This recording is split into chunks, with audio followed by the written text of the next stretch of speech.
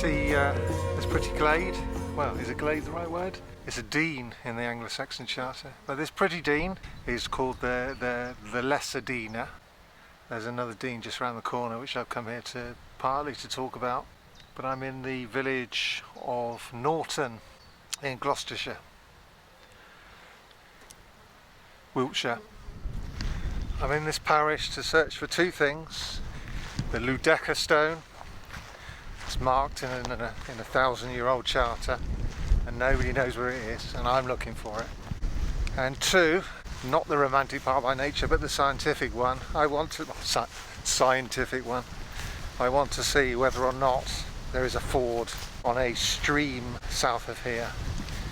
Again, nobody knows. It's called the Magthe Ford in the charter, and nobody knows where that ford is, and I think I know where it is, but I need to come have a look, confirm it. You mustn't get too excited. I never find stones with fancy names, but we have to try. If nobody else can find it, and I think I can find it, then it's worth having a go. Let's not set ourselves up for disappointment. Loads of stones over the years have disappeared, and we can't always 100% confirm what we find in the charters. It could very well be that no matter how much evidence we have, it's still out, because we have to get the minds into our heads into the minds of people 1,000 years ago. But I'm going to give it a go today and then see what I can find.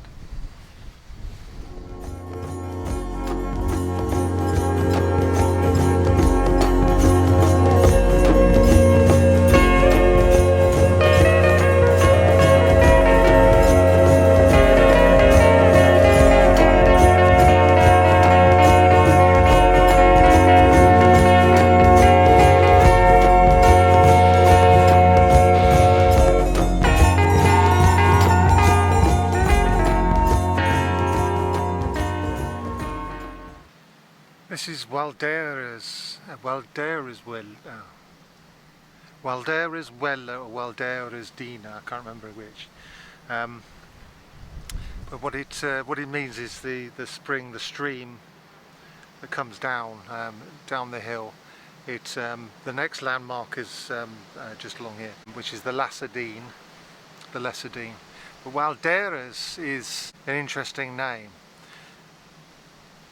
Waldere in Europe was called Walter of Aquitaine, and his story, and he was a 6th century hero.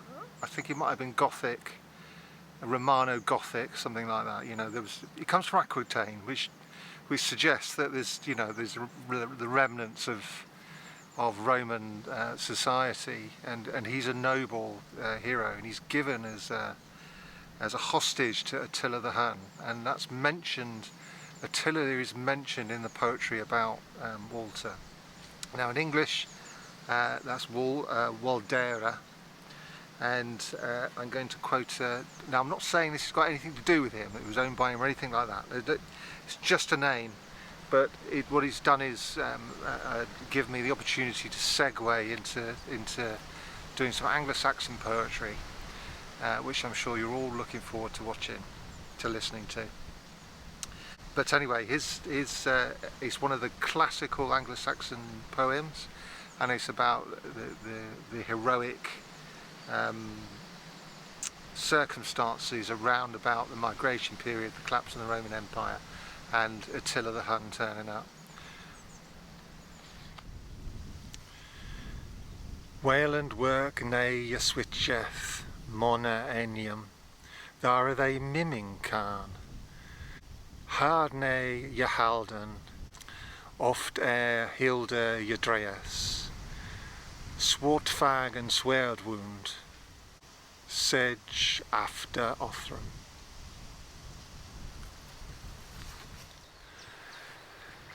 Now you might have noticed, you being up on your Old English, that I didn't mention Waldere once.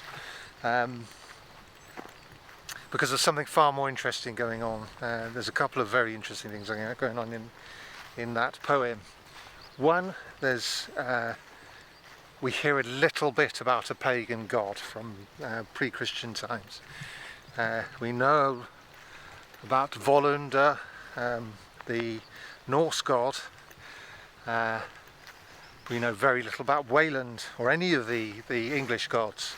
Wayland is the English equivalent of Volland, and we know he was worshipped, or venerated at least. So we learn from this poem that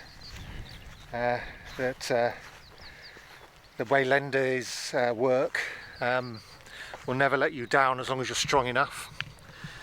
And his work is the sword Mimming, which is a magical sword. See, there's very little of this stuff in English at all, and to find anything like this, we're having a tiny insight into the minds of our forebears, completely lost to us, mostly. And not just that. In this poem, there's a rune, which occasionally you see runes as a cipher. Each rune has a poetic meaning. It represents something. And lower on it talks about a man must flee to his home country. But instead of writing home, they write Ethel, which is means homeland.